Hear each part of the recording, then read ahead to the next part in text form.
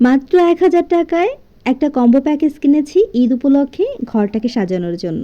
ঘর সাজাতে তো আমরা কত কিছুই কিনে থাকি। তবে মাত্র ১,০০০ টাকায় এরকম একটা কম্বো প্যাকেজ আমি ফেসবুকে স্ক্রল করতে করতেই একটা পেজে পেয়ে যাই।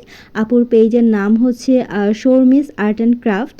তো আপুর পুরো পেজটা আমি ভিজিট করি। আমার কাছে কিছু কিছু প্রোডাক্ট খুবই ভালো লাগে দেখে। আর ১,০০০ টাকায় কম্বোটা আমার কাছে মনে হয়েছে রিজনেবল প্রাইসের মধ্যেই আপু দিচ্ছেন। তো যাই হোক, আমি সাথে সাথে আপুর সাথে কন্ট্যাক্ট করি। তারপরে আপুকে আমি প্রোডাক্ট কোনটা কোনটা নিতে চাচ্ছি সেভাবে করে আপুকে আমি বুঝিয়ে বলে দিয়েছি।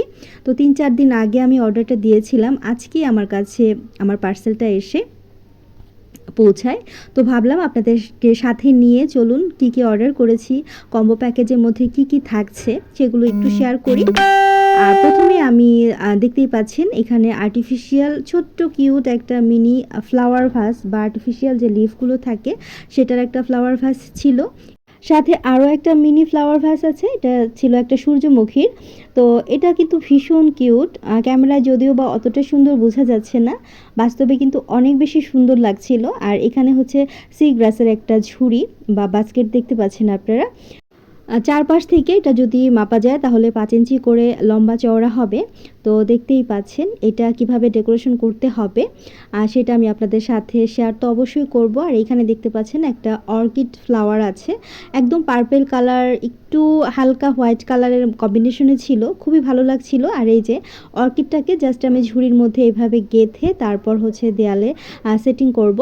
তো এটা কিন্তু এভাবে করেই রাখতে হয়। তো যখন আমি এটাকে দেয়ালে লাগাবো আপনাদের সাথে আমি অবশ্যই শেয়ার করব।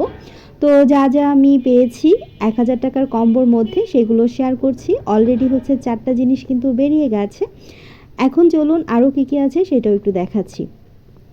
এখানে একটা কাঠের গুঁড়ি বলে, বা আমরা যে কাঠগুলো ফেলে দেই ফার্নিচার বানানোর পরে বা গাছটাকে যখন কাটা হয় তখন এরকম একটা কাঠের টুকরো বা গুঁড়ি বের হয়। আর সেটার মধ্যেই আপু এখানে বাগান বিলাসের 2টা স্টিক দিয়ে দিয়েছে। এটা এত বেশি অ্যাস্থেটিক লাগছিল আর খুবই সুন্দর, আমার কাছে তো খুব ভালো লেগেছে। এটাকে দেয়ালে সেট করার জন্য অপর পাশ থেকে কিন্তু এরকম একটা হুকের মতো দিয়ে দিয়েছে আপু। আর সেই সাথে এই যে ওয়ালবোর্ড দেখতে পাচ্ছেন, এখানে হচ্ছে ওয়ালবোর্ড 4টা ওয়ালবোর্ডে লেখা ছিল, খুব সুন্দর কিছু লেখা ছিল। তো এগুলো কিন্তু অ্যাভেলেবেল পাওয়া যায়। আর এখানে 2টা অ্যাডেবল হুক আছে দেয়ালে লাগানোর জন্য। তো মোটামুটি এই কম্বো প্যাকেজটার মধ্যে 4টা 5টা 6টা 2টা হুক দেওয়া আছে, 7টার মতো আইটেম ছিল। তো আমার কাছে তো ভীষণ ভালো লেগেছে, এত কম দামের মধ্যে এতগুলো জিনিস একসাথে দিয়েছে। তো লেখা ছিল প্রথমে আসসালামু আলাইকুম রহমতুল্লাহ, ওয়েলকাম হোম। তারপরে ছিল সে মাশাল্লাহ অ্যান্ড আলহামদুলিল্লাহ। তো আমার কাছে ভীষণ ভালো লেগেছে এই লেখাটা। তো এগুলোকে এখন আমি সুন্দরভাবে একটু ডেকোরেশন করব, কোথায় কোনটা কিভাবে রাখবো। তো চলুন আপনাদেরকে সাথে নিয়েই হচ্ছে আমি ডেকোরেশনটা করে ফেলি। তো আপনাদের কাছে কেমন লেগেছে অবশ্যই কমেন্টে কিন্তু আমাকে জানাবেন, আমি জিতলাম না ঠকলাম। সবচেয়ে বড় কথা হচ্ছে আমার জিনিসগুলো খুবই ভালো লেগেছে আর কোয়ালিটিফুল লেগেছে, একদম কালারফুল জিনিসগুলো দিয়ে আমি এখন আমার বেডরুমটাকে সুন্দর করে একটু সাজিয়ে ফেলবো।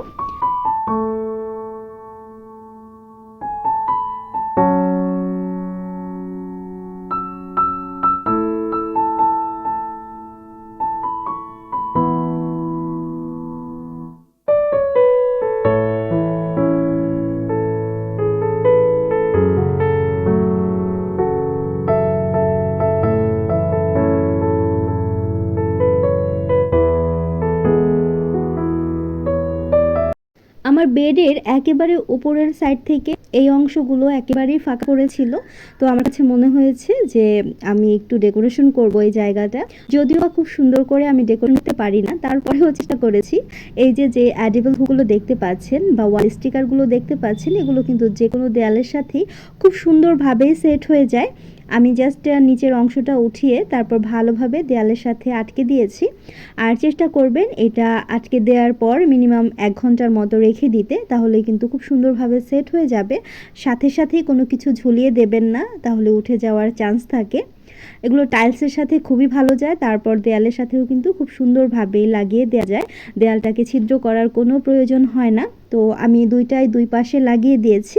এখন জাস্ট কিভাবে করে সাজালাম চলুন দেখাচ্ছি। আমার বারান্দায় যেতে যে দরজাটা আর পাশে ওয়াশরুমের একটা দরজা ছিল সেটার মাঝে একটা পিলারের মতো জায়গা আছে, সেই অংশটা আমি অর্কিডটা দিয়ে সাজিয়ে দিয়েছি। আমার কাছে ভীষণ রকম ভালো লাগছিল।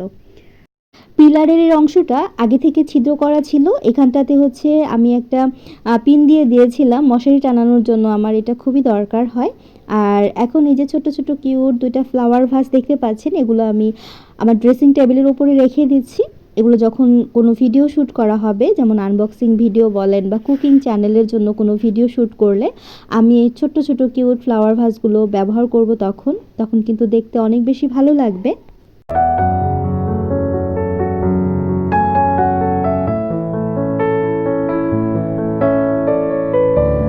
আমার ড্রেসিং টেবিলের উপরে এখানে দেখতে পাচ্ছেন একটা রিয়েল প্ল্যান্ট রাখা আছে।